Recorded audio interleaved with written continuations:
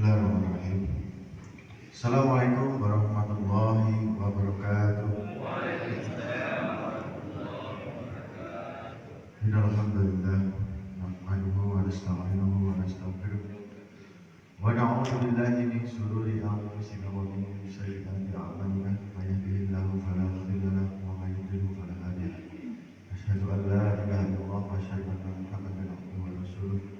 La nabiyya ba'dahu. Allahumma shalli ala sayyidina Muhammad wa ala ali sayyidina Muhammad. Qala Allah ta'ala fi kitabil karim wa a'udzu billahi minasyaitonir rajim.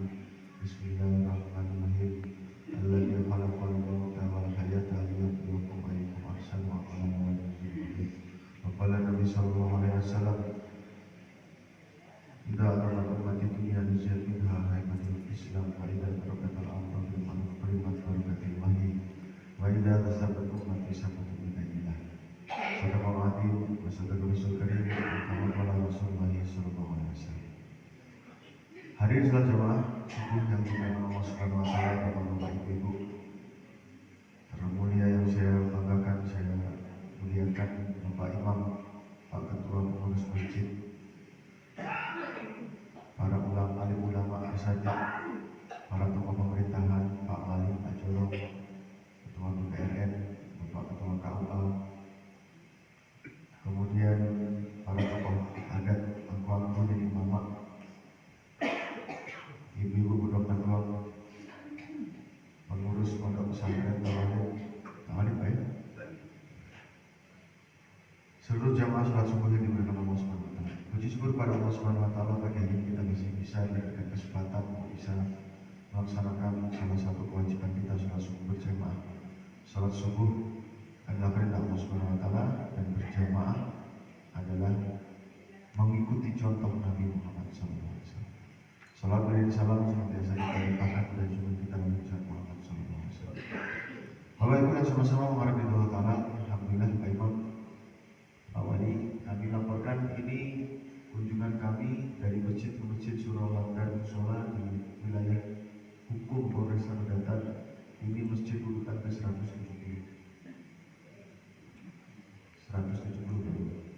Banyak sedikit Pak?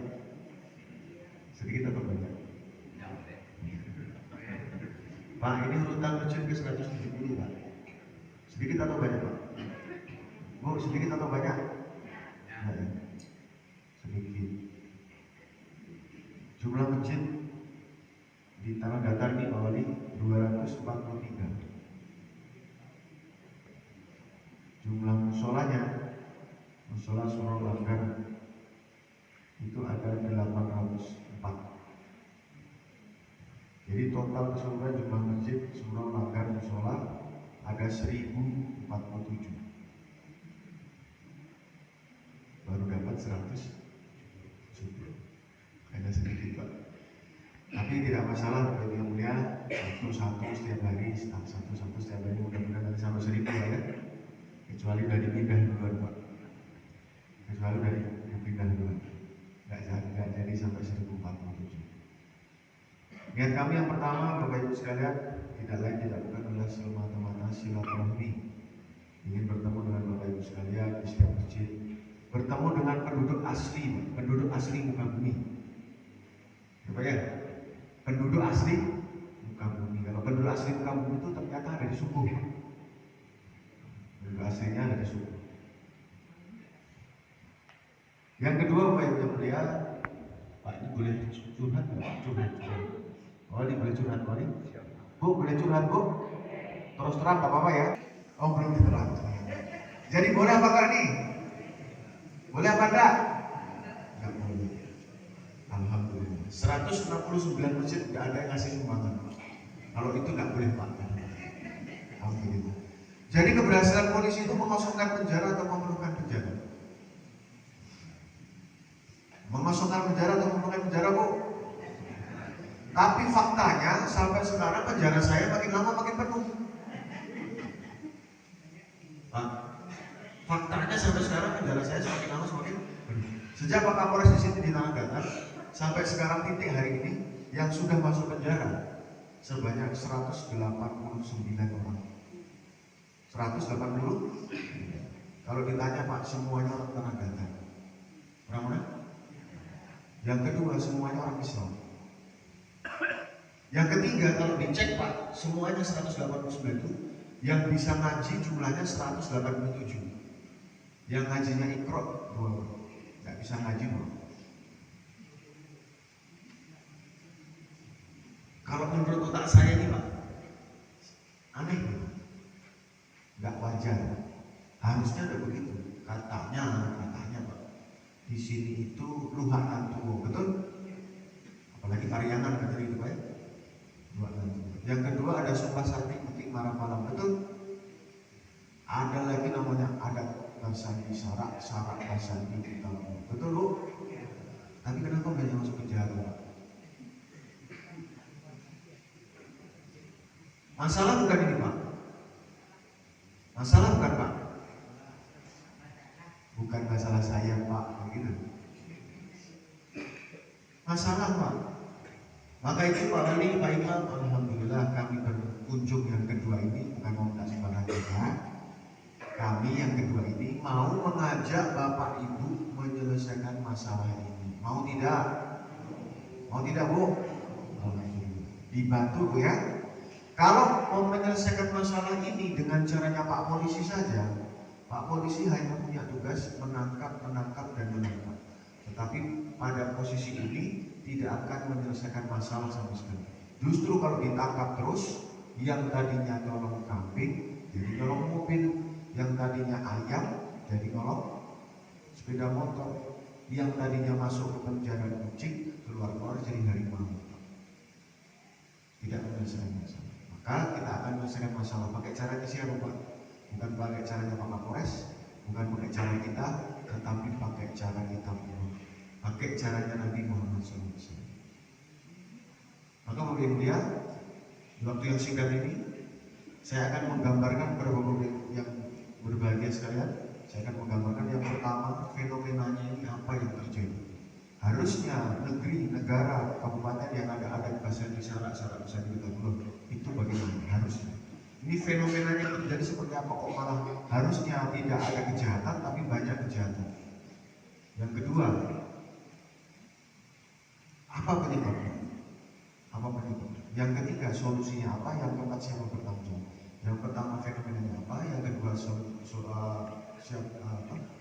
penyebabnya apa? Yang ketiga, apa solusinya? Yang keempat, siapa yang bertanggung jawab? Karena Bapak Ibu sekalian, kalau tidak diselesaikan, maka semakin lama semakin banyak orang masuk penjara saya. Sebelum kita mulai saya cerita, 169 itu yang sudah lulus dari kos-kosan saya pindah tempat, lulus dengan ujian, bahkan ada yang kumlot Bu, predikatnya ada 6 yang kumlot. Saya ceritakan nanti prestasinya. Yang 177 sudah pindah kos Pak Wali. Sekarang yang di dalam ada 12 orang. 12. Salah satunya ada satu perempuan umurnya 35, anaknya 3. Ada satu. Jadi 11 laki-laki, satu perempuan. Kasusnya narkoba. Yang 6 kumlot saya ceritakan Pak. Yang pertama, tersangka membawa ganja 27 kilo.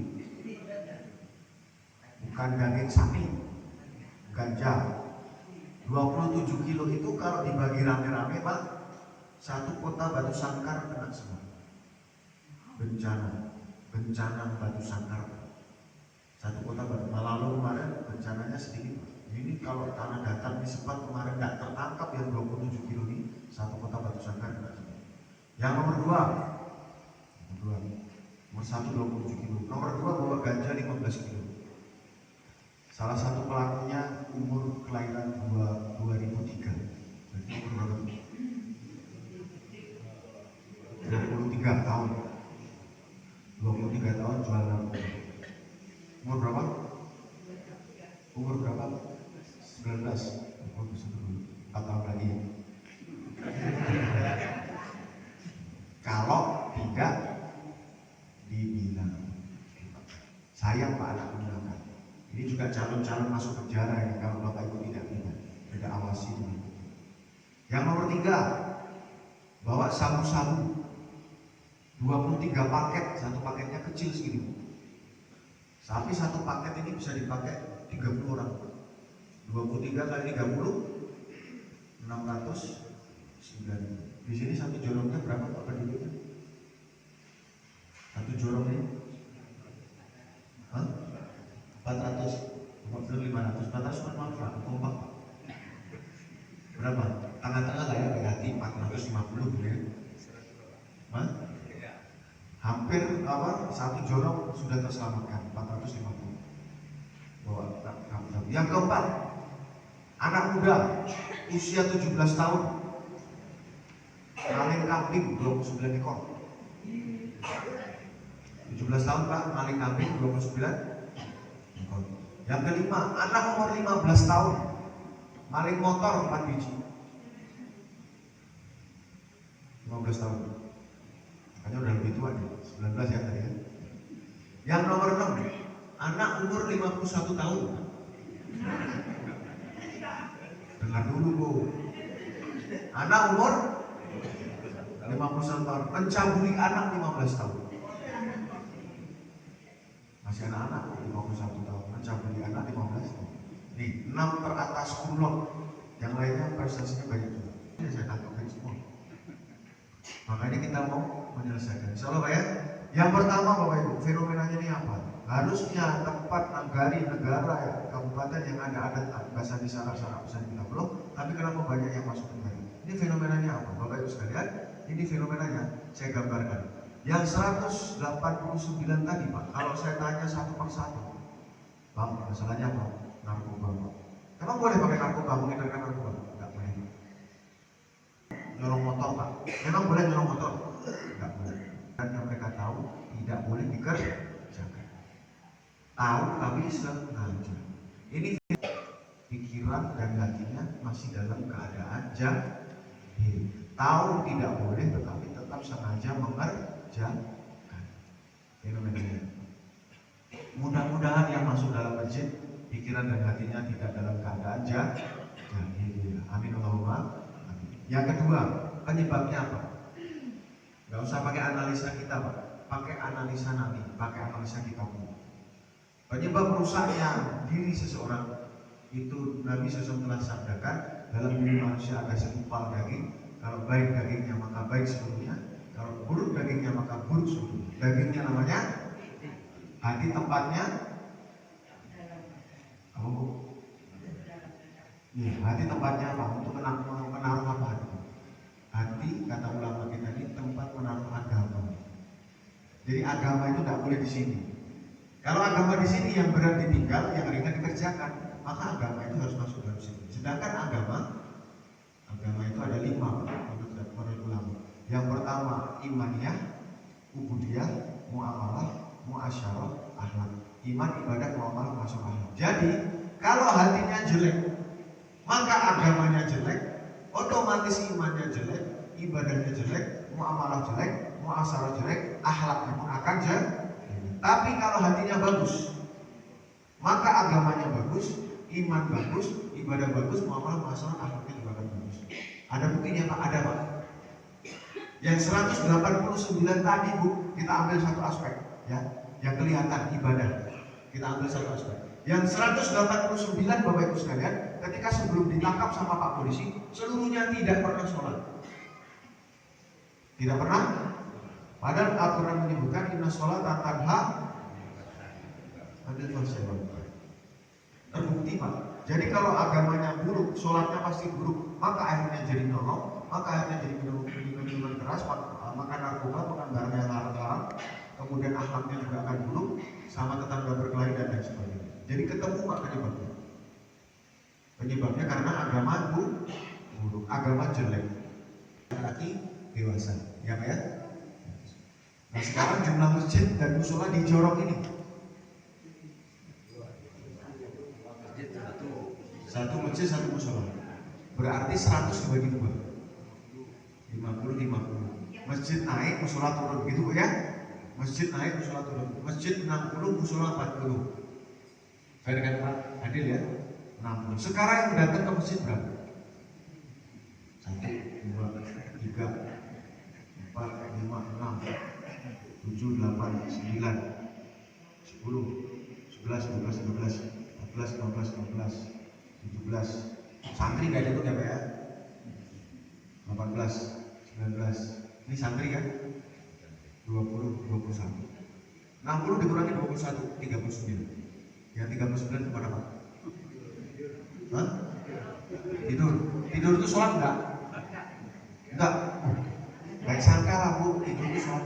Nah, kira-kira berapa? Yang sholat berapa kira-kira? Ya, sholat di rumah. Yang sholat di rumah banyak. 30 gitu atau 20 ya? Yang sholat di rumah berapa? Kira-kira dari 39 Pak. 20, berarti 19 kemana? Kan sudah tadi. Sudah dihitung. Merantau ya. Berapa orang? 19 kurangi berapa? 9.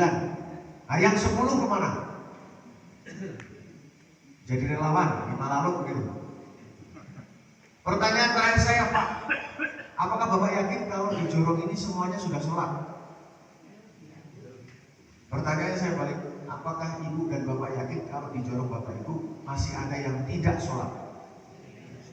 Jangan salahkan siapa-siapa kalau di Jorong Bapak Ibu ada penjahat.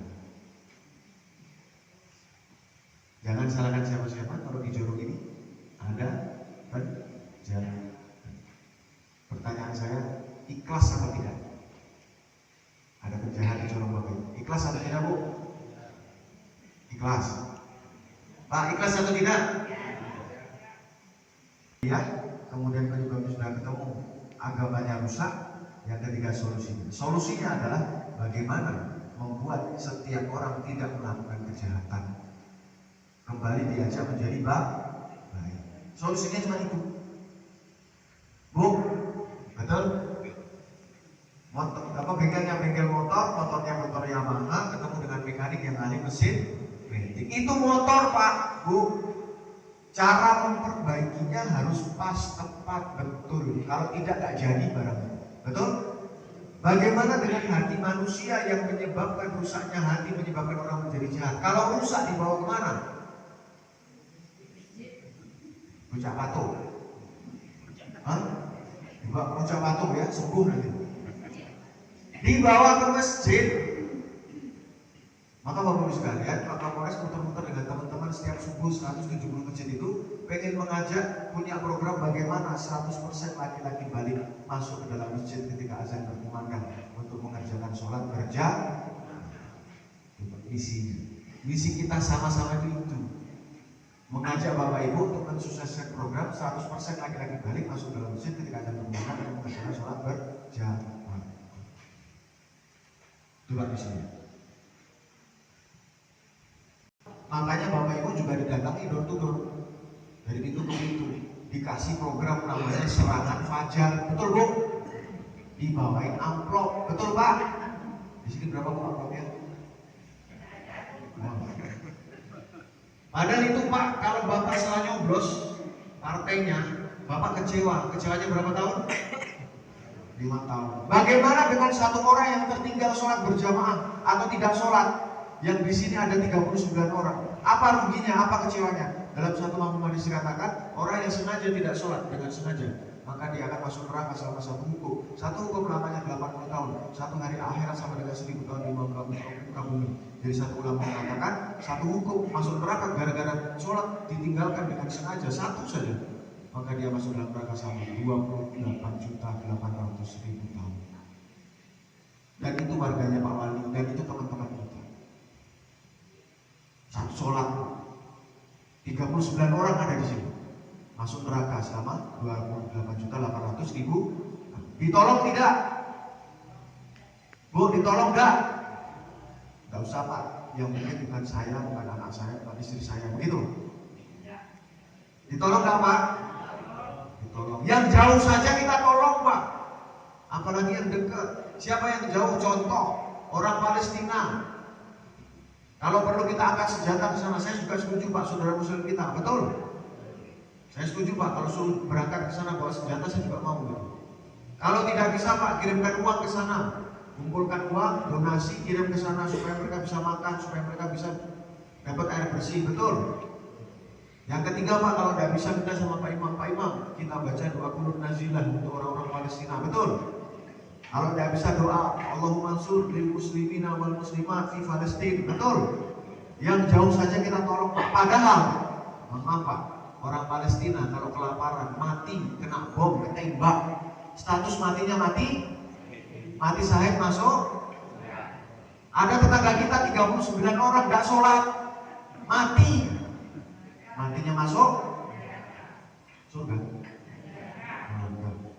Ada 2 orang kecelakaan, tabrakan Pak, cepet jatuh. Satunya dengkulnya lecet, satunya kakinya patah, tulangnya patah. Yang ditolong yang mana dulu? Bu, yang ditolong yang mana dulu? Yang kakinya patah. Ada 2 orang mati Pak, mau mati. Satunya mau mati masuk surga, satunya mau mati masuk neraka. Yang ditolong yang mana dulu?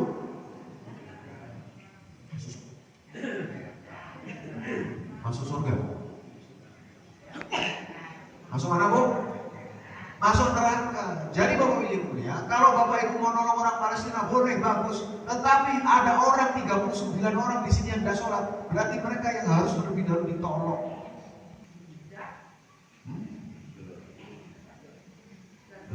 Ya Pak, itu masuk ke dalam masjid, itu caranya bagaimana? Harus ditolong dulu, ini penting. Caranya bagaimana Pak? Tidak lagi dilakukan, harus dijemput Pak. Apakah orang melihat di sini ada masjid? Seluruh orang melihat ada masjid di sini? Melihat. Mendengar azan? Mendengar. Kenapa masih ada 39 orang yang tidak ke masjid? Kenapa Pak? Bukan hati, bukan mata yang buta, tetapi bukan telinga yang tuli, tetapi hatinya buta dan tuli. Hatinya buta dan tuli. Sekarang Pak Bu, dipikir sama-sama, ada orang buta dan tuli duduk di tengah rel kereta api, apa yang Bapak Ibu kerjakan? Ditolong, caranya? Kalau ditarik cepat-cepat marah dia mukul. Cara terbaiknya Bapak Ibu telepon. Kalau nggak pakai mic, saudara di tengah rel kereta api mikir sebentar lagi kereta api mau lewat. Begitu caranya. Bisa? Tidak bisa. Karena buta dan tuli. Caranya adalah Bapak Ibu yang pertama datang ke sana. Datang ke sana. Yang kedua, dielus-elus punggungnya, jangan langsung ditarik. Supaya dia tahu ada yang sayang sama dia, dipijit-pijit lembut. Dia nggak kaget Pak. Kalau ditarik langsung kaget. Yang ketiga baru diangkat pelan-pelan. Yang keempat baru dipindahkan. Saya ulangi Pak, cara terbaiknya. Nggak bisa pakai handphone, nggak bisa pakai mic, nggak bisa karena buta dan tuli hatinya. Sama seperti nanti buta dan tuli keadaannya. Yang pertama datang ke sana, dielus-elus punggungnya. Yang ketiga baru diangkat pelan-pelan, baru dipindahkan. Datang ke sana, dielus-elus. Bawa lamun apa yang bawa pisang goreng. Assalamualaikum, makan. Allah berlapat. Nggak, habis ini kita ke masjid. Caranya itu dijemput. Door to door. Makanya Pak Kapolres punya program door to door Pak.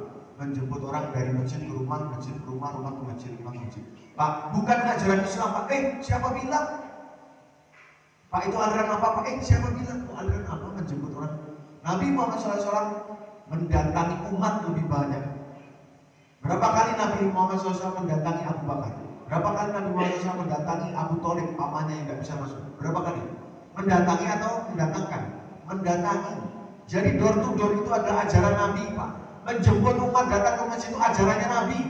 Kalau Bapak Ibu tidak mengerjakan door to door, maka sebenarnya malah Ibu Bapak menjauhi, tidak mengerjakan apa yang dikerjakan Nabi. Masalah di sini. Ibu tidak mau, bukan ajaran Nabi Pak, siapa bilang? Man ahya sunnati faqad ahabani wa man ahabani kana ma'i fil jannah. Barang siapa dia menghidupkan, mengamalkan sunnahku kata Nabi, maka dia cinta kepadaku. Kalau dia cinta kepadaku, maka dia akan bersamaku dalam surga. Jadi door to door itu adalah pekerjaan Nabi. Kalau kita mengerjakan itu berarti kita cinta kepada Nabi.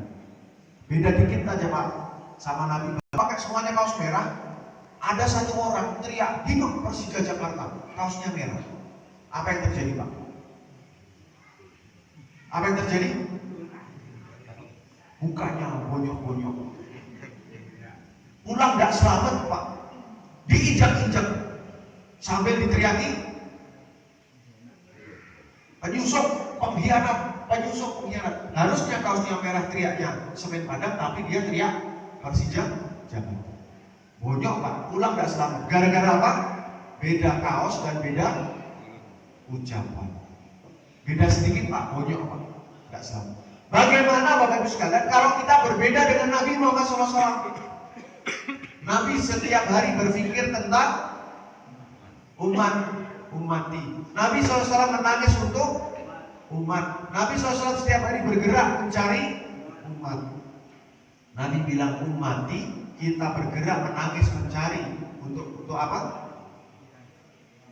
Hari-hari kita bergerak menangis berdoa mencari apa, Bu? Piti. Nabi bilang ummati, kita bilang piti.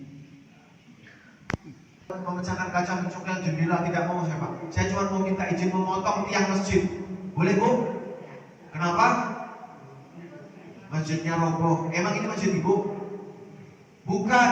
Pasti Ibu akan mengatakan, memang ini bukan masjid saya, tapi ini masjid kami. Kami bertanggung jawab menjaga masjid ini supaya tetap berdiri.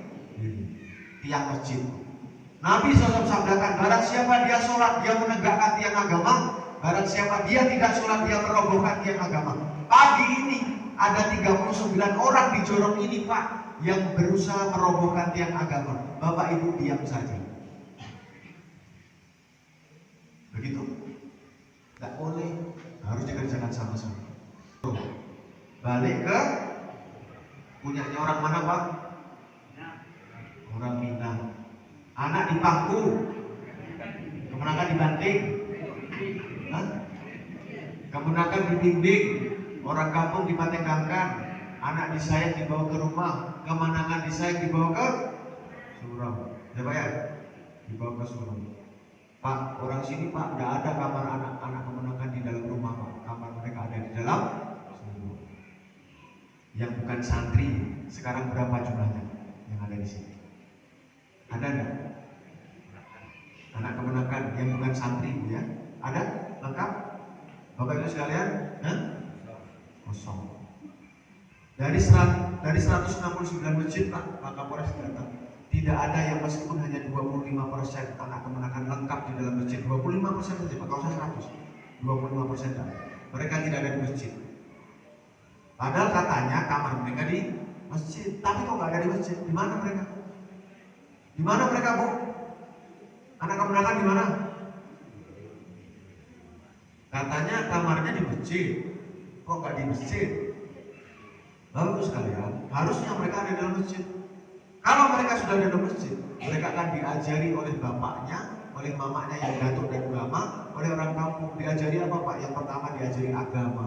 Agama itu apa? Yang pertama tauhid, la ilaha illallah Muhammadur Rasulullah. Yang kedua diajari faraid, fikih-fikih, sholat, zakat, puasa, sedekah, haji, umroh, wudu dan lain sebagainya. Yang ketiga diajari Quran, membaca dan menghafal. Yang kedua Pak, selain diajari agama, diajari adab. Diajari adab. Adab itu apa? Diajari lewat patata petiti. Nah, kalau kamu punya orang, lihat orang yang satu hari lebih duluan lahir, tidak boleh kamu memanggil kecuali hanya dengan sebutan udah. Diajari goro, diajari musyawarah mufakat, diajari silek. Betul Pak, Bu? Diajari adab. Yang ketiga diajari adat Pak. Apa itu adat? Diajari adat dan sabana adat, diajari adat teradatkan, diajari adat istiadat, diajari adat yang diadatkan. Betul Bapak Ibu? Mereka harusnya diajari itu agama, adat, adab. Tapi karena mereka tidak ada di surau, tidak ada di masjid, mereka tidak belajar itu. Akhirnya mereka belajar apa Pak? Mereka belajar dari sini, YouTube, Facebook, TikTok dan lain sebagainya. Akhirnya rusak Minangkabau. Akhirnya rusak. Bu Pak, Minang. Pak orang Jawa. Tetapi sudah banyak makan lawang tapai. Jadi rasa-rasa dalamnya sudah seperti orang Minang. Pak Kapolres dan teman-teman, terutama saya, tidak ikhlas dan tidak rela kalau adat bahasa syarat bahasa di kitab Allah tenggelam dan terinjak-injak oleh kelakuan kita sendiri. teman-teman ini mengajak, ayo kita bangkit. Kata orang sini, Pak, bangkit, bantah, kembalikan, jangan diinjak-injak adat masjid syarat-syarat. Dengan cara apa, Pak? Kembalikan setiap orang ke masjid, dijemput 100% laki-laki balik masuk ke masjid ketika azan berkumandang. Bayangkan Bapak Ibu apa yang terjadi kalau 1047 masjid Surolanggar di seluruh tanah datar ini yang masuk wilayah Polres Tanah Datar, seluruh laki-lakinya 100% masuk ke dalam masjid ketika azan berkumandang. Apa yang terjadi, Bu? Pak, walau anna ahlal qura amanu wa taqaw la fatahna alaihim barakatin minas samaa'i wal ardh. Seandainya penduduk dalam satu jorong, dalam satu nagari, dalam satu kabupaten beriman dan bertakwa kepada Allah Ta'ala, imannya sempurna, takwa implementasi dari iman sempurna, ibadah muamalah muasyarah akhlaknya sempurna, maka Allah Ta'ala akan berikan keberkahan dari atas, keberkahan dari bawah. Yang dari atas hujannya menyuburkan tanaman, tanamannya berhasil panen, harga tidak melambung tinggi, tidak ada kelangkaan BBM, hidup yang ada di bawah, baldatun thayyibatun walaupun kufur. Ketemu jahiliyah, penyebabnya ketemu rusaknya agama, solusinya adalah kembalikan mereka ke masjid 100% dengan cara dijemput. Tanggung jawab siapa? Tanggung jawab kita semua. Maka Bapak Ibu, kalau sekarang ada 21 tadi ya, 21 Bapak-bapak, besok ada berapa Pak? 42. Kalau 42 besok hari Rabu, berarti hari Kamis ada berapa? 84. Caranya begitu Pak. Gampang Pak, bukan sesuatu yang susah. Bapak pergi beli bensin, enggak beli bensin berapa Pak? 15.000 di los-los kemudian. Udah sholat belum? Belum Pak. Sholat ya ke masjid. Ramaikan masjid kita. Siapa lagi yang memakamkan masjid kita? Sholatnya di masjid. Beli goreng pisang, enggak? Sudah sholat? Sudah Pak. Di mana sholatnya? Di rumah. Sholat di masjid sambil di los. Di masjid dapat 27 derajat. Kita ramaikan masjid. Setiap Bapak Ibu menyampaikan balik ke surau. Untuk ibu-ibu, Bu, untuk ibu-ibu, kalau ada bapaknya belum ke masjid, sementara jangan dikasih jatah. Ya Bu, kita ajar mengundang dengan cara dijemput. Yang pertama, kerjakan. Bapak Ibu tidak mengerjakan Pak, keadaan masyarakat tidak berubah. Wallahi Pak, dulu zaman jahiliyah. Kedua Bapak Ibu, istiqomah. Apa maksudnya istiqomah? Kita kerjakan sampai kita ini mati Pak. Sampai kita ini mati, kerjakan terus door to door, menjemput orang, mengajak orang masuk dalam masjid.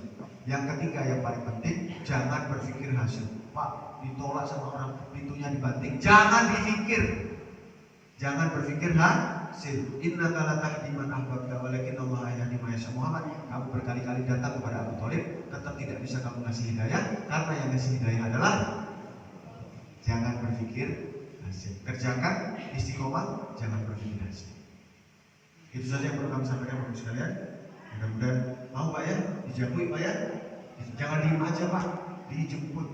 Saya pernah ketemu dengan satu lembaga ketua lembaga adat Pak. Ketua lembaga adat Melayu di Riau misalnya. Beliau, apa itu? Jangan berpikir hasil. Tidak apa-apa marah. Makanya bawa lawan tangan. Ya, yang penting Bapak Ibu punya triknya masing-masing ya. Pokoknya kalau ini datang lagi, nanti soal lama-lama tak marah. Sambil Bapak Ibu kalau malam doakan. Ya Allah, Pak Abdullah ya Allah, marah ya Allah hari ini ya Allah. Mudah-mudahan besok tidak marah. Jemput lagi. Ya Allah masih marah ya Allah, jemput lagi. Ya Allah masih marah. Tinggal dia yang mati duluan atau saya yang mati duluan. Itu aja. Yang penting kerja. Istiqomah, jangan berpikir. Bapak Ibu sekalian, yang paling terakhir saya cerita, saya ketemu sama ketua lembaga adat Melayu, ketua LAM. Kalau di sini ketua LAM. Beliau mengatakan ini, Pak, Riau Melayu ini tidak akan ada kecuali adanya Sumatera Barat. Sumatera Barat tidak akan ada kecuali adanya orang Minangkabau. Orang Minangkabau ini tidak akan ada Pak kecuali adanya orang-orang di 3 luar. Luar 50 kota, luar agam dan luar tanah datar. Dan dari 3 ini yang paling tua adalah tanah datar. Dan sumbernya dari mana? Sumbernya dari Pariangan. Jadi kalau Pariangan keruh Pak, Pariangan rusak, maka Melayu rusak. Kalau Pariangan betul, Pariangan bersih, Pariangan jernih, maka Pariangan menjadikan sebab Melayu akan betul akan bersih akan jernih. Bukan lain bukan siapa Pak, kita semua bertanggung jawab. Itu saja mungkin dari kami, kurang lebihnya mohon maaf yang benar datang dari Allah SWT saat ini menjelaskan. Siapa Bapak Ibu yang menjemput Siap Bu? Siap Pak? Pak, Bapak ini dari tadi diem aja. Siap Pak? Subhanallah wa bihamdihi, subhanallah wa bihamdihi, asyhadu an la ilaha illallah.